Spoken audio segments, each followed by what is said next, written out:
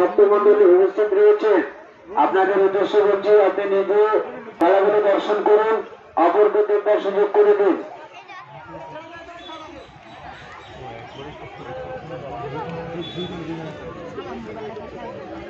একজন মহিলা সন্ন্যাসীকে চড়ক গাছে ঘোরানো হবে, যেটা অভিনব, কোন জায়গায় আর পর্যন্ত হয় না যে মহিলা সন্ন্যাসীদের চড়ক গাছে ঘোরানো হয়।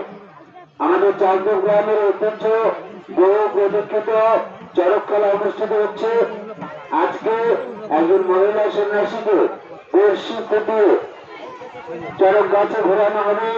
এক পাশে একজন মহিলা সন্ন্যাসী এবং অপর পাশে একজন পুরুষ সন্ন্যাসীকে ঘোরানো হবে।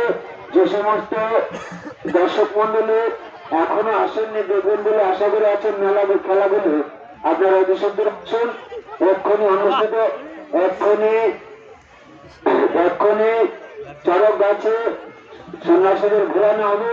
বিভিন্ন মর্মান্তিক খেলাগুলি দর্শকদের সামনে পরিবেশিত হবে।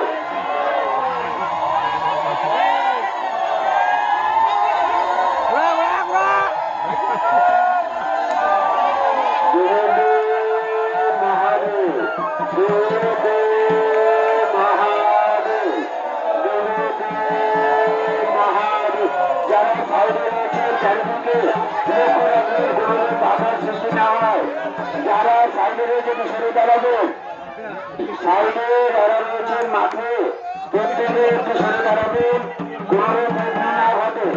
চাঁদপুর গ্রামের ঐতিহ্য যে একজন মহিলা সন্ন্যাসী এবং একজন পুরুষ সন্ন্যাসীকে বর্ষীভূত অবস্থায় মাঠে চড়ক গাছে ঘোরানো হচ্ছে। দেবাদিদেবের আশীর্বাদ পেয়ে মাথায় নিয়ে আজকের এই মহৎ অনুষ্ঠানে অনুষ্ঠিত হতে চলেছে বর্ষীভূত অবস্থায় চড়ক গাছে ঘোরানো হচ্ছে। একজন মহিলা এবং আরেক পাশে একজন পুরুষ সন্ন্যাসীকে বর্ষীভূত অবস্থায় চড়ক গাছে ঘোরানো হচ্ছে।